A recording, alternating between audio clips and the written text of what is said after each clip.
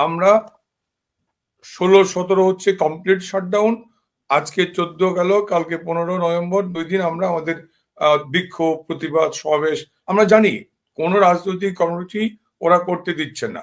প্রতিদিন শত শত নেতাকর্মী গ্রেপ্তার হচ্ছেন। আমাদের লক্ষ কোটি কর্মীরা ঘর ছাড়া, বাড়ি ছাড়া, দেশ ছাড়া। এত কিছুর পরেও মানুষের সমর্থন নিয়ে আওয়ামী লীগ তার ঘোষিত কর্মসূচি সফল করছে।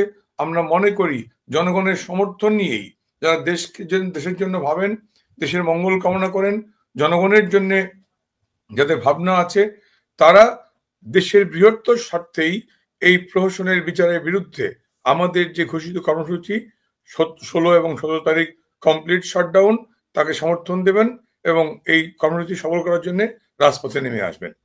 সাধারণ মানুষকে সম্পৃক্ত করার জন্য আপনারা কি ধরনের উদ্যোগ নিয়েছেন? আমাদের তো এই মুহূর্তে ইউনূস আমাদের দলকে নিষিদ্ধ করেছে, কার্যক্রম নিষিদ্ধ করেছে। কোন মিডিয়ায়, বাংলাদেশের কোন মিডিয়াতে আমাদের শব্দ উচ্চারণ, নাম উচ্চারণ নিষিদ্ধ হয়ে গেছে। সংবাদকর্মী যারাই সংবাদকর্মী স্বাধীন, এমনকি যারা মিডিয়া না, কোনো, আপনি দেখবেন যে 32 নম্বরে একটা নবম শ্রেণীর ছাত্র 32 নম্বর থেকে এক টুকরো মাটি ইট নিয়ে ফিরছিল, তার ব্যাগে কেন মুক্তিযুদ্ধের বই, সেই জন্য সেই কোমলমতি ছাত্রটাকে গ্রেপ্তার করে নিয়ে গেল। একটা নারী গিয়েছে বঙ্গবন্ধু ভবনে, একটা নারী, মধ্যবয়স্ক একটা নারী গিয়েছে 32 নম্বরে দূর থেকে দাঁড়িয়ে শ্রদ্ধা জানাতে। তাকে কিভাবে বেধড়ক নির্যাতন করা হলো, লাঠিপেটা করা হলো এবং তাকে জুলাই হত্যাকাণ্ডের মামলায় আজকে গ্রেপ্তার দেখানো হলো। এই যখন দেশের অবস্থা, তারপরেও আমাদের 10, 11, 12, 13 4 দিনের প্রোগ্রাম সফল হয়েছে জনগণের সমর্থন নিয়ে, ভালোবাসা নিয়ে। আমরা আমাদের এই সোশ্যাল মিডিয়ায়, আপনাদের ইউটিউব চ্যানেল অথবা ফেসবুক কি বলে আইডি অথবা পেজ, এই বা হোয়াটসঅ্যাপ, অর্থাৎ ভার্চুয়াল মিডিয়াতে আমরা যা পারছি এর মাধ্যমে জনগণের প্রতি আহ্বান জানাচ্ছি এবং আমাদের এই আহ্বানে জনগণ সাড়া দিচ্ছে।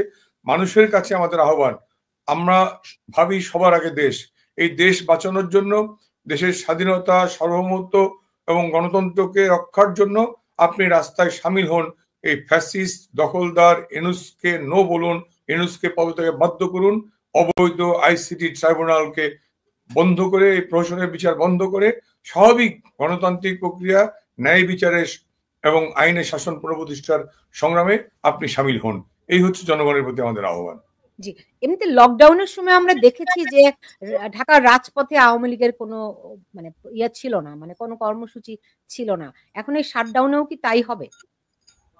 লকডাউনে কর্মসূচি ছিল না তা না, লকডাউনে মানে কর্মসূচি উপস্থিতি ছিল না, লকডাউনে আমাদের কর্মসূচি ছিল ঘরের থেকে নীরব প্রতিবাদ। আপনি রাস্তা বেরোবেন না বা যানবাহন গাড়িতে আসবে না, আপনি ঘরে বসে নেত্রীর পক্ষে সমর্থন দিন, এটা হচ্ছে নীরব প্রতিবাদ। সেটি ছিল 13 তারিখে লকডাউনের প্রোগ্রাম। শাটডাউনের প্রোগ্রাম আমরা আবারও বলেছি, যদি আমাদের রাজনৈতিক প্রোগ্রাম বানচাল করার জন্য সরকার নির্যাতন চালায়, জুলুম করে, পায়ে পাড়া দিয়ে ঝগড়া করতে আসে, আমাদের উপর আঘাত করতে আসে, তাহলে এর জবাব কিন্তু পাল্টা আঘাত দিয়েই হবে। যদি আঘাত করে তার জবাব হবে পাল্টা আঘাত। যেখানেই আমরা যাকে পাবো, আবারও বলি, আমাদের প্রোগ্রাম শান্তিপূর্ণ, আমরা গণতান্ত্রিক পন্থায় আমাদের প্রতিবাদ ঘোষণা করেছি।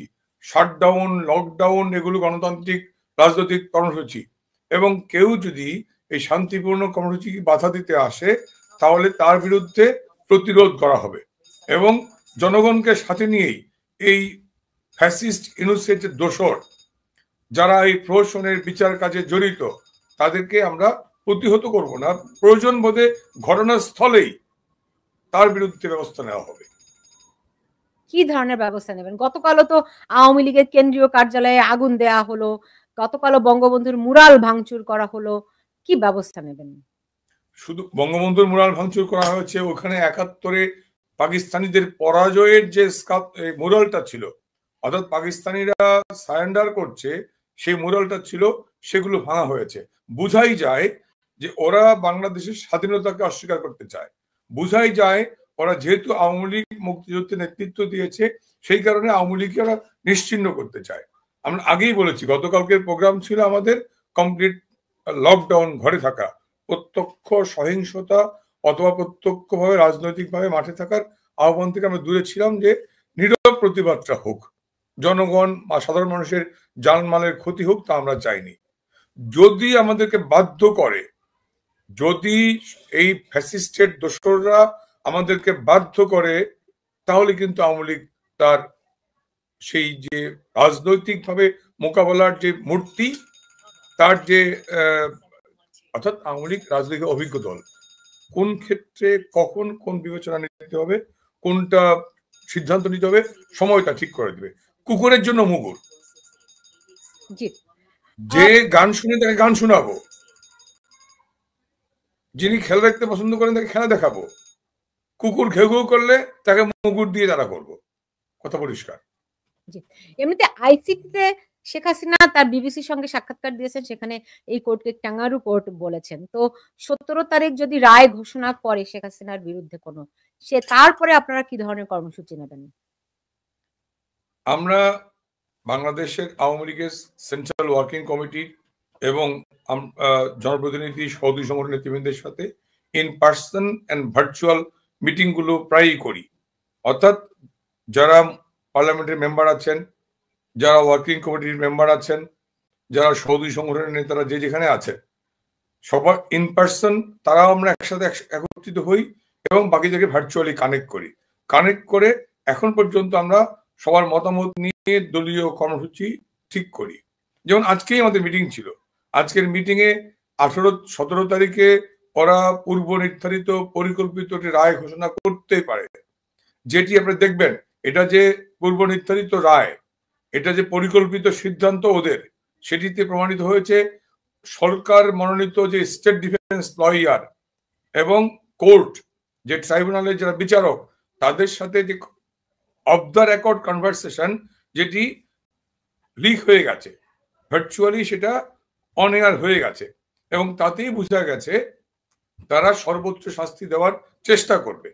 আমরা মনে করি যদি অন্যায়ভাবে, অযৌক্তিকভাবে, বেআইনিভাবে নেত্রীকে কোনো সাজা দেওয়া হয়, আমরা 18 তারিখে আমাদের রুদ্র রূপ আমরা আরো বেশি কঠিন কঠোর হয়ে রাজপথের দখল নেব, দেশবাসীকে সাথে নিয়ে এই অন্যায়, অবিচার, বেআইনি রায়ের বিরুদ্ধে আমরা আরো বেশি কঠিন কঠোর প্রতিবাদী হব। জি, আপনারা বলছেন, গতকাল আপনার প্রেসিডিয়াম সদস্য জাহাঙ্গীর কবির নানক বলেছেন ডক্টর ইউনূসের বিদায় না হওয়া পর্যন্ত আপনাদের আন্দোলন সংগ্রাম চলবে। এটি সত্য। বাংলাদেশে এই ইউনূস নামক এই উপদ্রবটি, এই দুষ্ট গ্রহটি, যেটি আজকে বাংলাদেশের সকল নষ্টের মূল কারণ, বাংলাদেশের শুধুমাত্র রাজনৈতিকভাবে বঙ্গবন্ধু কন্যাকে হেনস্থা করা নয়, শুধু আওয়ামী লীগকে নিশ্চিহ্ন করার কনস্পিরেসি নয়, গোটা বাংলাদেশটাকেই ধ্বংস করার একটি অশুভ চক্রান্তে লিপ্ত রয়েছে ইউনূস এবং তার বিদেশি দোসররা। অর্থাৎ রজার খলিল বলেন, এই যে আলী রিয়াজ বলেন, তার যারা দোসর, এই বাটপার গুলো মিলে বাংলাদেশটাকে বিদেশি স্বার্থ রক্ষার জন্য তৎপর। আজকে তারা বাংলাদেশটাকে বিদেশিদের হাতে তুলে দিতে চায়, সে বন্দর হোক আর আমার পোর্ট হোক, কি বলে যে মানবিক করিডোর হোক, বিদেশিদের হাতে বাংলাদেশের স্বার্থ বিকিয়ে দিয়ে বাংলাদেশের সম্পদ বিদেশিদের হাতে তুলে দিতে চায় ওরা। কাজেই এই দুষ্ট চক্র হচ্ছে বাংলাদেশের অস্তিত্বের জন্য হুমকি স্বরূপ, বাংলাদেশের শত্রু। কাজেই শত্রুকে নিশ্চিহ্ন করতে না পারলে, উৎখাত করতে না পারলে বাংলাদেশটা নিরাপদ থাকবে না। আমার দায়িত্ব হচ্ছে একজন সচেতন মানুষ হিসেবে, একজন দায়িত্বশীল রাজনৈতিক কর্মী হিসেবে আমার দেশকে রক্ষা করা। আমি সেই দেশ রক্ষার জন্য প্রথম কাজ কি, ইউনূস তার দোসর ওই রজার খলিল, আমেরিকান নাগরিক, ওই আলী রিয়াজ বাটপার, এই চোর গুন্ডা বদমাশদেরকে দ্রুততম সময়ের মধ্যে দেশ থেকে বাধ্য করা, দেশ থেকে উৎখাত করা। জি, এমনিতে আপনাদের এই সংগ্রামের সঙ্গে আপনাদের 14 দল কি যুক্ত হয়েছে? আমাদের সাথে 14 দল বরাবরই ছিল, এখনো আছে। 14 দলের শীর্ষ নেতাকে, এনু ভাই, মেনন ভাইদেরকে কারাগারে রাখা হয়েছে। বহু অসংখ্য নেতাকর্মীরা আওয়ামী লীগের মতোই দেশ ছাড়া, ঘর ছাড়া, বাড়ি ছাড়া। তারপরেও সাধারণ মানুষের সমর্থন আমাদের প্রতি রয়েছে। আমরা সেই কারণে বলেছি, যুদ্ধ অপরাধী এবং স্বীকৃত রাজাকার বা বাংলাদেশ বিরোধী ওই অপশক্তি ছাড়া সকল মানুষ আজকে শেখ হাসিনার পক্ষে, আওয়ামী লীগের সাথে রয়েছে। আমরা 14 দল সহ একেবারে মুক্তিযুদ্ধ চেতনায় বিশ্বাসী সকল মানুষের বৃহত্তর ঐক্য কামনা করি এবং ঐক্যবদ্ধ সবাইকে নিয়েই আমরা এই অপশক্তি মোকাবেলা করব। জি, অনেকেই মনে করছেন এই পুরো নভেম্বর মাস জুড়েই আসলে অনেক অনিশ্চয়তা, অনেক মানে কি বলবে, অনেক সহিংসতার আশঙ্কা রয়েছে এই পুরো নভেম্বর মাস জুড়েই। তো আওয়ামী লীগ সেজন্য কতখানি প্রস্তুত? আমি নভেম্বর, ডিসেম্বর, জানুয়ারি মনে করছি না। কালকে যদি ইউনুসকে উৎখাত করতে পারি, এই বাটপার, বিশ্ব বাটপার যদি কালকে বিদায় হয়, দেশ কালকেই শান্তি চলে আসবে। কাজেই দরকার হচ্ছে দেশের শান্তি এবং নিরাপত্তা, সার্বভৌমত্ব, স্বাধীনতা, অখণ্ডতা রক্ষা করা। তার প্রধান অন্তরায় এই বাটপার, বিশ্ব বাটপার ইউনুস, তার দোসররা। ওদেরকে যদি কালকেই জনগণ মিলে উৎখাত করতে পারি, উচ্ছেদ করতে পারি, দেশ কালকেই শান্ত হবে। জি, এমনিতে শুধুমাত্র আইন শৃঙ্খলা বাহিনী নয়, রাস্তায় আপনি জানেন মিলিশিয়া বাহিনী রয়েছে। রাস্তায় আপনি দেখেছেন গতকাল জামাত শিবির কিভাবে করে ক্রিকেট খেলার স্টাম্প নিয়ে রেডি ছিল, এর আড়ালে অস্ত্র নিয়েও তারা প্রস্তুত ছিল বলে আমরা শুনেছি। তো এগুলো কিভাবে করে আপনারা মোকাবেলা করবেন? প্রথম কথা হচ্ছে ৭১ সালেও কিন্তু ওরা এই রাজাকার আর আল শামস আল বদর বাহিনী তৈরি করেছিল। পরিণতি কি হয়েছে? মাত্র ৬ মাসেই প্রমাণিত হয়েছে। অর্থাৎ যদিও যুদ্ধটা, স্বাধীনতা যুদ্ধ ৯ মাসে, কিন্তু ওরা রাজাকার আল বদর আল শামস বাহিনী গঠন করার পরে ৬ মাসের বেশি টিকতে পারে নাই।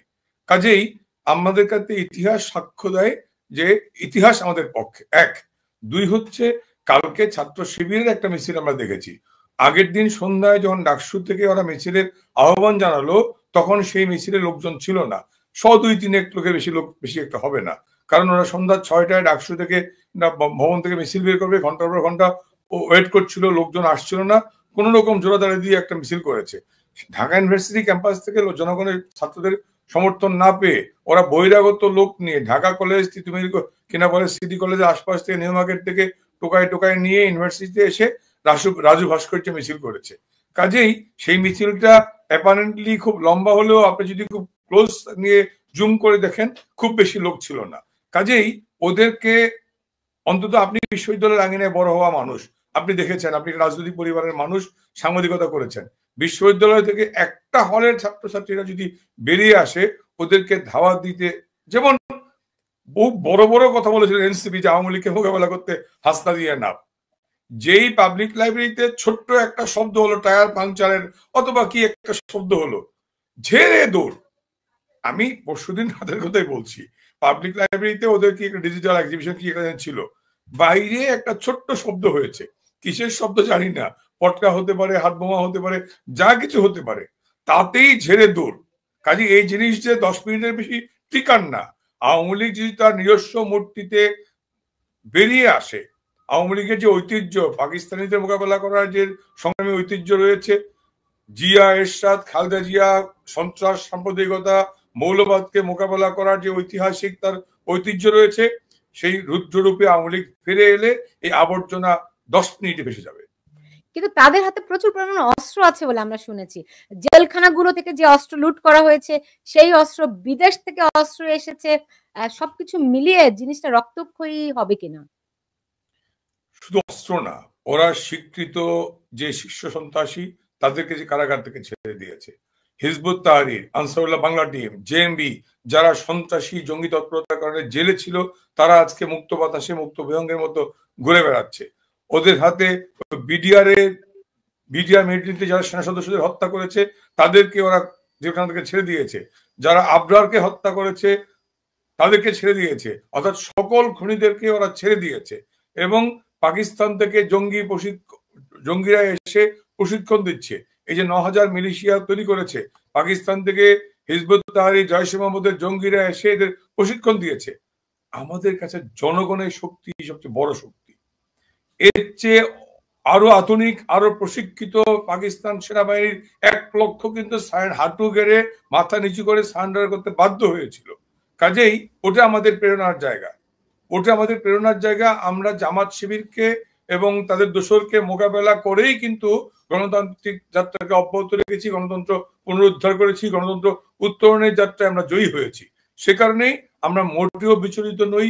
হ্যাঁ, রক্তক্ষয় হতে হবে, হয়তো মানুষের জীবন যাবে, কিন্তু বাংলাদেশ আওয়ামী লীগের নেতা কর্মীরা রক্ত দিয়ে, জীবন দিয়ে দেশ রক্ষা করেছে, গণতন্ত্র পুনরুদ্ধারের সংগ্রামে নেতৃত্ব দিয়েছে। আপনার মনে থাকার কথা যে মুক্তিযুদ্ধে ৩০ লক্ষ মানুষ শহীদ হয়েছে।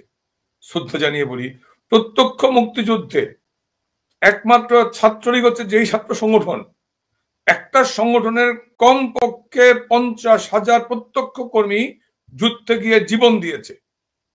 এটা হচ্ছে বাংলাদেশ ছাত্রলীগের কর্মী মুক্তিযুদ্ধে। তারপরে বঙ্গবন্ধু হত্যার পরে সেই মাহফুজ বাবু থেকে জিয়াউর রহমানের দুঃশাসন অপশাসনে কত শত মানুষ জীবন দিয়েছে। 82 থেকে 90 এরশাদ বিরোধী আন্দোলনে 230 জন আমাদের নেতা কর্মী জীবন দিয়েছে। সেলিম, দেলোয়ার, রাউফুল বসিনিয়া, জাফর, জয়নাল, কাঞ্চল, মোজাম্মেল, দিবালী থেকে শুরু করে সর্বশেষ ওই যে আমাদের বরিশালের সোহেল পর্যন্ত। অর্থাৎ খালেদা, এরপরে খালেদা জিয়া বিরোধী আন্দোলন 91 থেকে 96, ভোটার অধিকার, ভোট ও ভাতের অধিকার পুনঃপ্রতিষ্ঠার সংগ্রামে 139 জন আওয়ামী লীগ, ছাত্রলীগ, যুবলীগের নেতা কর্মী জীবন দিয়েছে। নূর হোসেন বুক এবং পিঠকে জীবন্ত পোস্টার বানিয়ে ছুটে এসে আত্মত্যাগ করেছে গণতন্ত্রের জন্য 1987 সালের 10 নভেম্বর। কাজেই স্বৈরাচারের বিরুদ্ধে লড়াই করে রক্ত দিয়ে জীবন দিয়ে দেশ রক্ষা আওয়ামী লীগের ঐতিহ্যের একটি অংশ। আমি জানি ওদের হাতে অবৈধ অস্ত্র আছে, শীর্ষ সন্ত্রাসীরা আছে, জঙ্গিরা আছে, প্রশিক্ষিত জঙ্গিরা আছে। তারপরেও সবার আগে দেশ, দেশ রক্ষার জন্য, নেত্রীকে রক্ষার জন্য। বঙ্গবন্ধু কন্যা হচ্ছে বাংলা নামক জাতিরাষ্ট্রের অস্তিত্বের প্রতীক।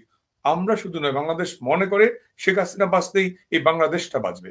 আজকে যারা প্রহসনের বিচারে পূর্ব নির্ধারিত রায় ঘোষণার মধ্য দিয়ে নেত্রীকে রাজনীতি থেকে নির্বাসনে পাঠাতে চান, তাদের বিরুদ্ধে জনগণের সমর্থন আছে।